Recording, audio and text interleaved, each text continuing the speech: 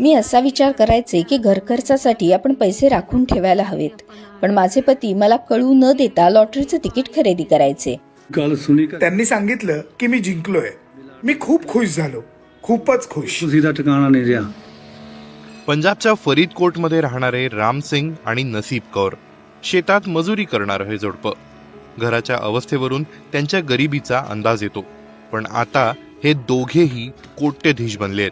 यावेळी त्यांनी त्यांच्या बायकोच्या नावाने तिकीट खरेदी केलं. या तिकिटावर त्यांना 1.5 कोटींची लॉटरी लागली. 6 डिसेंबरला लॉटरी जाहीर झाली तेव्हा रामसिंग घरी नव्हते.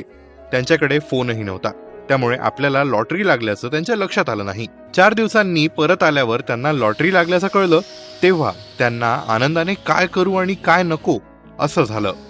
मानचे साई मेरे नसीब खोटे हो गए. माझं नशीब फार चांगलं नाही असं मला वाटायचं, त्यामुळे मी यावेळेला बायकोच्या नावे तिकीट घेतलं. जर हे तिकीट लागलं नसतं तर मी सुनेच्या नावे घेतलं असतं. तेही लागलं नसतं तर मुलाच्या. पुढच्या काही वर्षांसाठी मी असाच विचार करून ठेवला होता.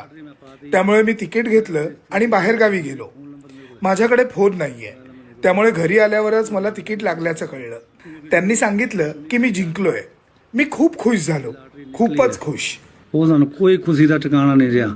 नसीब कौर सांगतात की त्यांना लॉटरीचं तिकीट काढणं हा पैशांचा अपव्यय वाटायचा आणि त्या नवऱ्याला त्यावरून टोकायच्या सुद्धा. मी असा विचार करायचे की घर खर्चासाठी आपण पैसे राखून ठेवायला हवेत, पण माझे पती मला कळू न देता लॉटरीचं तिकीट खरेदी करायचे. ते जेव्हा शहरात जायचे तेव्हा तिकीट खरेदी करूनच यायचे. राम सिंग यांना 3 मुली आणि 1 मुलगा आहे.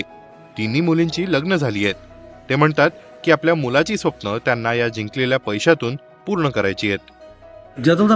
मी गेल्या 2-3 वर्षांपासून तिकीट खरेदी करतोय आणि मला माझ्या मुलासाठी प्रॉपर्टी खरेदी करायची.